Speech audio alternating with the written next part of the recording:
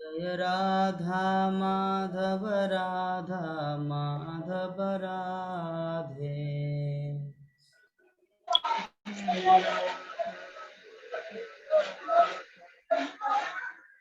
जय पंचतत्व पंच जय पंचतत्व।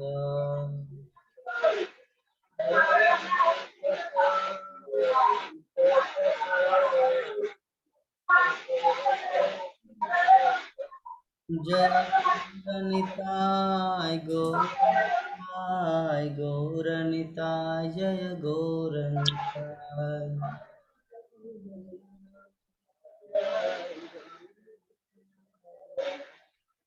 जय नृसिंहदेव नृसिंहदेव नृसिंहदेव जय नृसिंहदेव।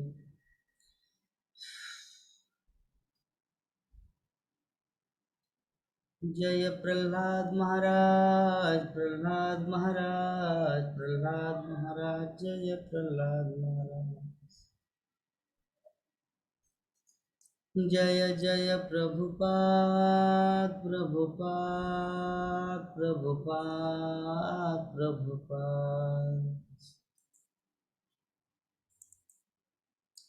निताय गौर हरि बोल हरि बोल हरि बोल हरि बोल।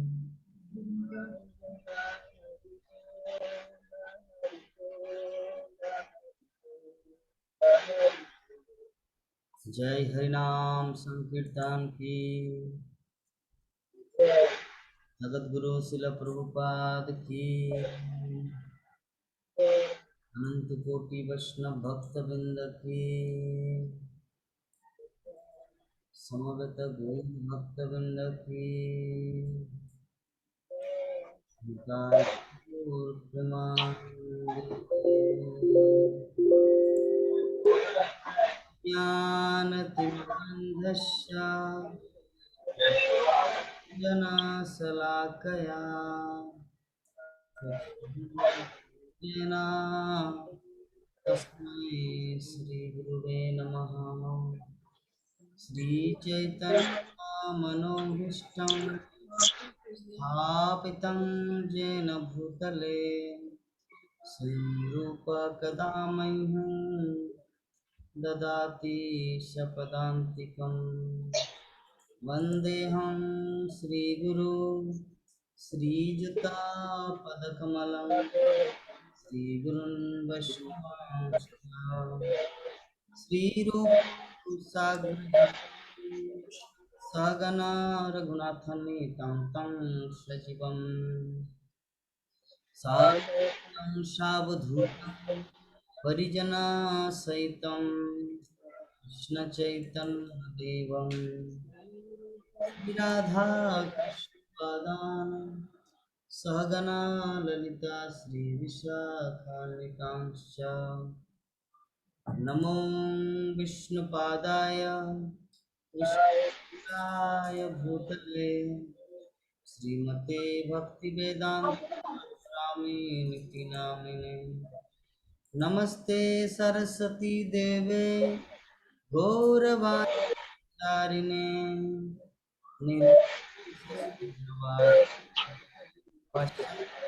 देशतारिणे।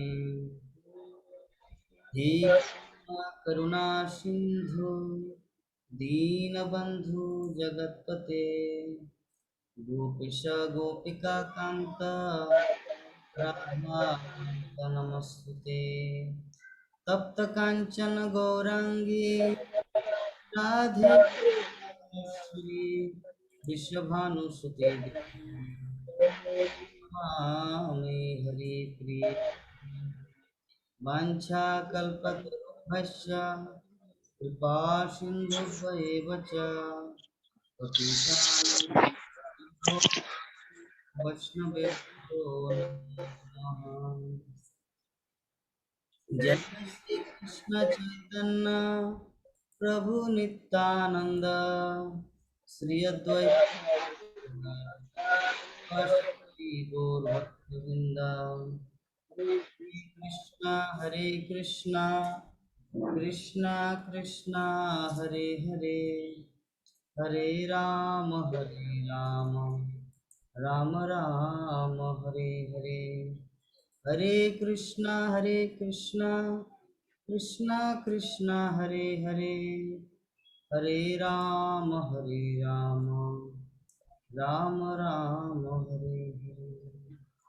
ओम नमो भगवते वासुदेवाय,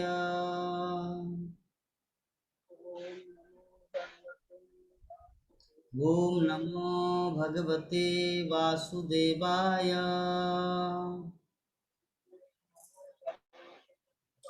ओम नमो भगवते वासुदेवाय।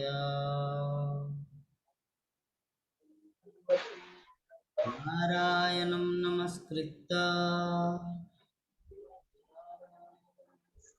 नरं चैव नरोत्तमं देवीं सरस्वतीं व्यासं ततो जयमुदीरये। नष्टप्रायेषु अभद्रेषु नित्यं भागवत सेवया, भगवती उत्तम श्लोके भक्ति भवति निष्ठुके। श्रीमद् भागवतम प्रथम स्कंद अध्याय 12, श्लोक संख्या 12। ततः सर्वगुणोदर्के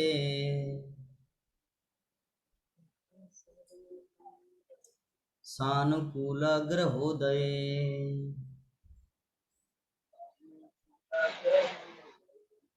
यज्ञे वंशधर पाण्डोर्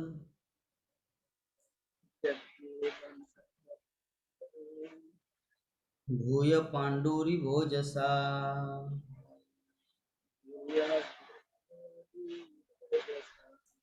ततः सर्वगुणोदर्के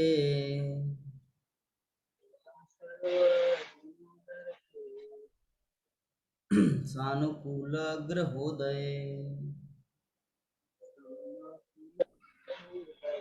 यज्ञे वंशधर पाण्डोर्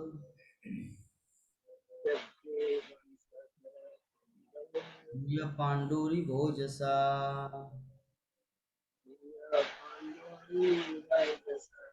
ततः सर्वगुणोदर्के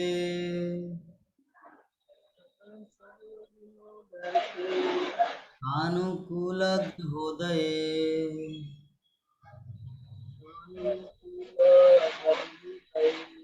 यज्ञे वंशधर पाण्डोर्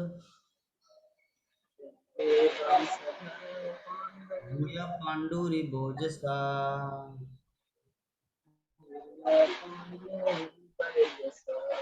आप पढ़ पाएंगे माता जी? तो पढ़िए एक श्लोक।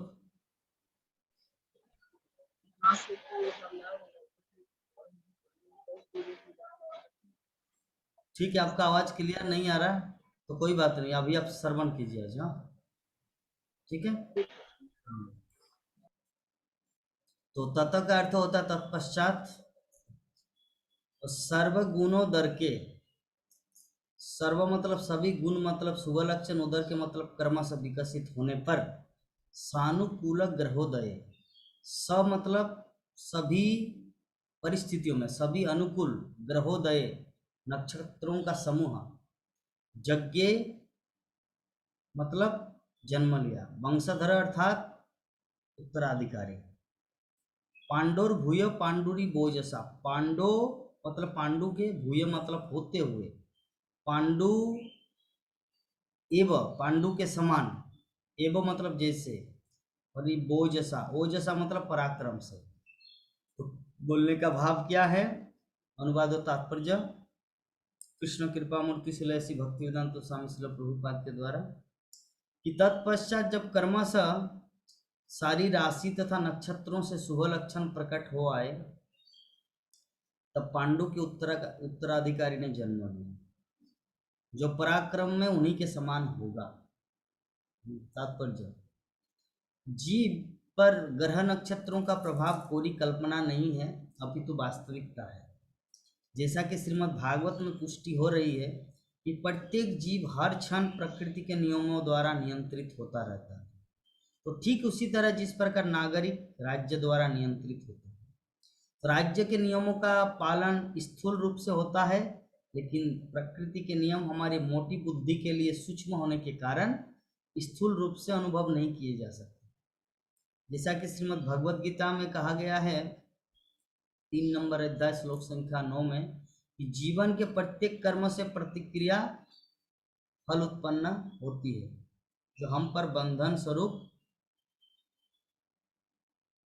होती है, और केवल वो कर्म जो यज्ञ विष्णु के लिए यज्ञार्थार कर्म अन्यत्र यज्ञ कर्म समुद्भव, वो फलों से बद्ध नहीं होते। हमारे कर्मों का निर्णय उच्च अधिकारियों अर्थात भगवान के दूतों द्वारा होता है, और इस तरह हमें अपने अपने कर्मों के अनुसार शरीर प्राप्त होते हैं। प्रकृति का नियम इतना सूक्ष्म है कि हमारे शरीर के प्रत्येक अंग पर उन्हीं ग्रह नक्षत्रों का प्रभाव पड़ता है, और ये जीव को यह क्रियाशील शरीर इसीलिए प्राप्त होता है कि वो ऐसे ग्रह नक्षत्रों के प्रभावों को साध कर अपनी कारागार अवधि को पूरा कर सके। अतः मनुष्य का भाग्य उसके जन्म काल के ग्रह नक्षत्रों द्वारा निर्धारित होता है, और विद्वान ज्योतिषी उसकी तथ्यपरक कुंडली तैयार करता है। तो ये एक महान विज्ञान है, किंतु यदि इसका दुरुपयोग होता है तो इससे ये निरर्थक नहीं बन जाता। महाराज परीक्षित या कि भगवान भी किसी शुभ नक्षत्र राशि में प्रकट होते हैं, और इस शुभ क्षण में जन्म लेने वाले शरीर पर इन नक्षत्रों का प्रभाव पड़ता है। तो सबसे शुभ नक्षत्र वो है जब भगवान इस भौतिक जगत में प्रकट होते हैं, और इसे जयंती कहते हैं। इस शब्द का किसी भी अन्य बात के लिए दुरुपयोग नहीं करना चाहिए। महाराज परीक्षित केवल एक महान क्षत्रिय सम्राट ही न थे, अपितु महान भगवत भक्त भी थे। अतएव वो किसी भी अशुभ क्षण में जन्म नहीं ले सकते थे। जिस प्रकार किसी प्रतिष्ठित व्यक्ति का स्वागत उचित स्थान तथा उचित समय पर किया जाता है, उसी प्रकार भगवान द्वारा विशेष रूप से सुरक्षित महाराज परीक्षित जैसे व्यक्ति के स्वागतार्थ ऐसा उपयुक्त क्षण चुना गया था जब सारे शुभ ग्रह एकत्र होकर राजा पर अपना प्रभाव डाल सके। इस तरह उनका जन्म हुआ, और वे श्रीमद् भागवत के महानायक कहलाए। तो नक्षत्रों का यह संयोग मनुष्य की इच्छा से उत्पन्न नहीं किया जा सकता, अपितु ये तो परमेश्वर की महती व्यवस्था का प्रबंध होता है। निसंदेह जीव के शुभ या अशुभ कर्मों के अनुसार ही ये व्यवस्था की जाती है। यही जीव द्वारा संपन्न शुभ कर्मों की महत्ता प्रकट होती है। केवल शुभ कर्मों के द्वारा ही जीव को उत्तम संपत्ति, उत्तम शिक्षा तथा सुंदर स्वरूप प्राप्त हो सकता है। नक्षत्रों के शुभ प्रभावों के लिए समुचित वातावरण तैयार करने में सनातन धर्म मनुष्य का शाश्वत कर्तव्य संप्रदाय के संस्कार अत्यंत उपयुक्त सिद्ध होते हैं। अतएव उच्च वर्णों बीजों के लिए संस्कृत गर्भाधान संस्कार समस्त शुभ कर्मों का शुभारंभ है, जिसे मानव समाज में अत्यंत पवित्र तथा बुद्धिमान श्रेणी के मनुष्य उत्पन्न होते हैं। उत्तम तथा योग्य जनता के द्वारा ही विश्व में शांति तथा समृद्धि आएगी।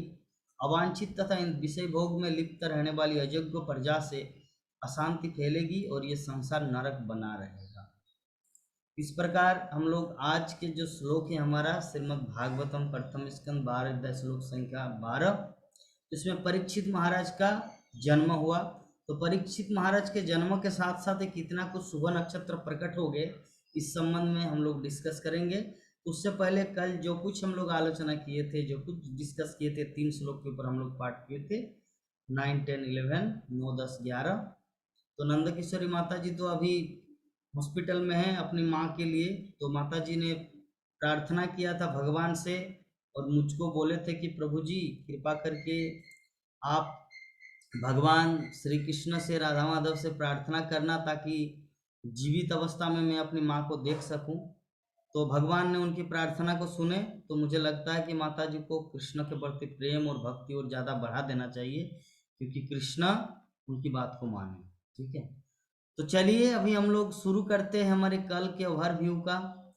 तो हम तो सोच रहे थे हमारे विभा माता जी सेंटर में होंगे शायद, अगर वीडियो ऑन नहीं करते तो मैं वही बोलता सभी भक्तों को। अभी आज हमारे विभा माता जी वीडियो ऑन नहीं कर पाएंगे क्योंकि वो बोकारो इस्कॉन सेंटर में जाके खिचड़ी या कुछ महाप्रसाद खा रहे हैं, तो लाइन लगे हुए हैं।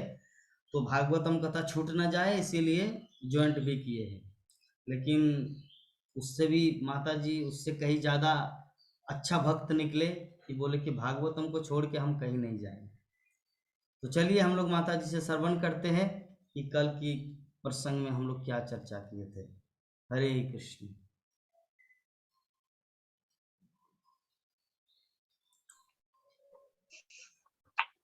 हरे कृष्णा। दंडवत प्रणाम सभी भक्तों को। तो हम अभी तक तो राजा परीक्षित के जन्म के बारे में क्लास में पढ़ रहे हैं हम लोग। तो कल भी हम लोगों ने श्लोक संख्या 10-9 के बारे में, राजा परीक्षित के बारे में सुने कि ब्रह्मास्त्र से रक्षा करने के लिए भगवान जो है उत्तरा के गर्भ में एक अंगूठे की आकार में प्रवेश किए और परीक्षित महाराज की रक्षा की। तो जब भगवान गर्भ में प्रवेश किए तो राजा परीक्षित जो है भगवान के स्वरूप को देखे और वो आश्चर्य में हो जाते हैं कि आखिर ये कौन है, क्योंकि भगवान को तो इससे पहले तो कभी देखे नहीं, अभी तो गर्भ में ही है। तो राजा परीक्षित जो है माँ के गर्भ में ही भगवान का दर्शन करते हैं और किस प्रकार से उन स्वरूप का दर्शन करते हैं वो राजा परीक्षित जो है वो बताते हैं। तो भगवान के स्वरूप के बारे में बताते हैं कि तप्त कांचन है।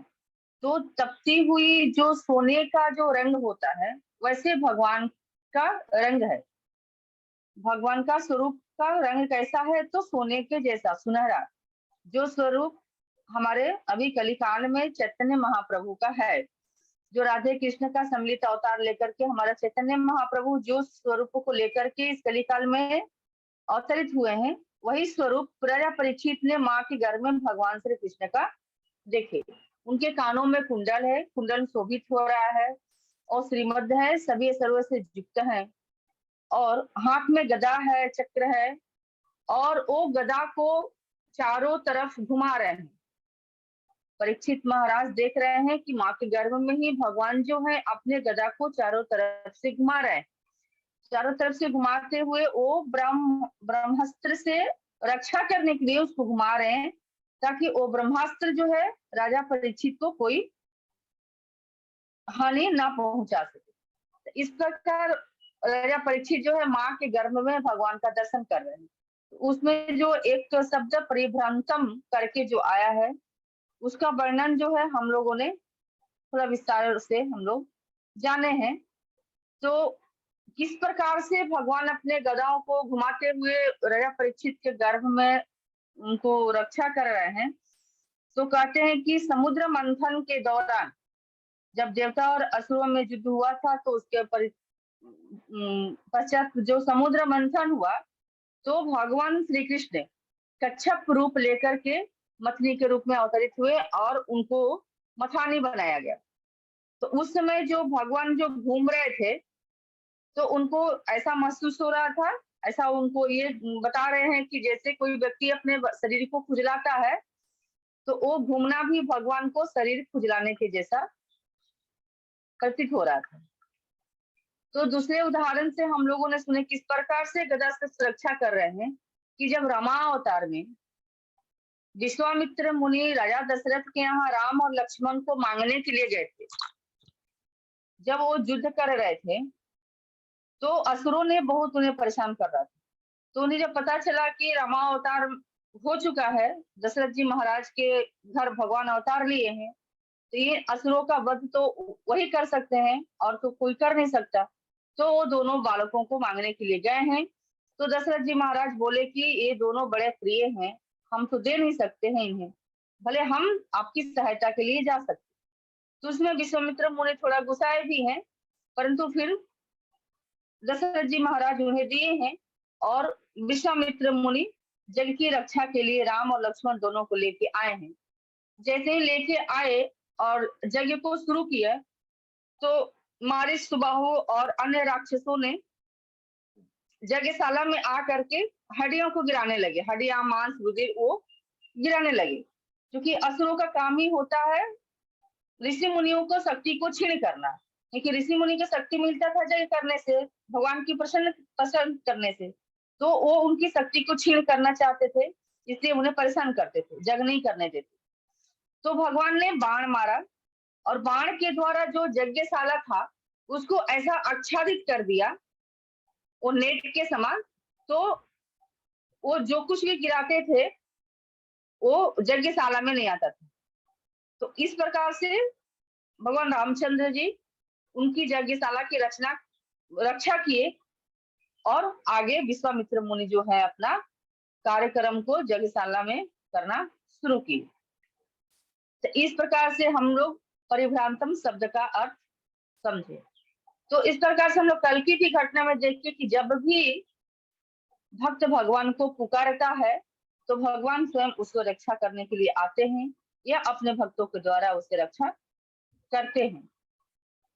तो इस प्रकार से हमें सभी परिस्थिति में भगवान को पुकारना है और रक्षा के लिए उनके सिवाय और दूसरा कोई है नहीं, हर समय वही रक्षा करने के लिए हमारा तैयार रहते हैं।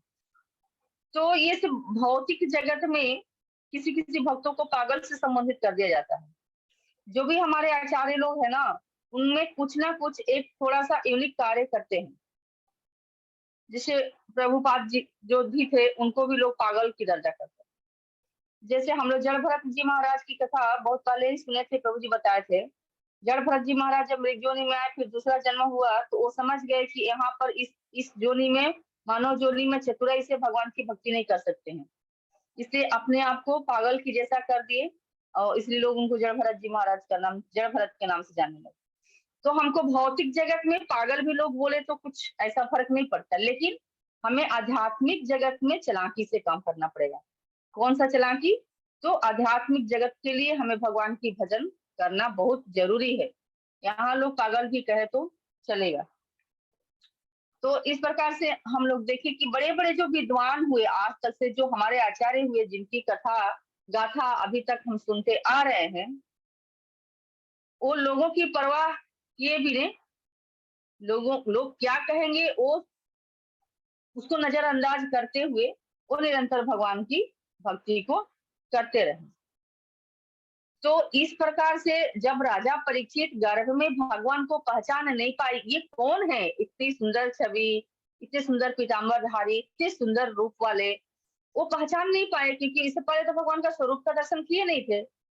तो जस्ट इसी तरह से घटना हुआ अजामिल के साथ। जब अजामिल का अंतिम समय आया और जब वो अपने बेटे नारायण को पुकारा, तो भगवान कहते हैं कि किसी भी रूप में तो मेरा नाम लिया, तो वो अपने पार्षदों को भेजते हैं कि जाओ मेरा भक्त है अजामिल, उसको लेके आओ क्योंकि मरते समय वो मेरा नाम लिया है। तो जैसे नारायण के भगवान विष्णु का पार्षद आ रहे हैं और इधर से जमदूत भी आ रहे हैं, तो दोनों में वार्ता होती है। तो दोनों नारायण अजामिल के बारे में अपना चर्चा करते हैं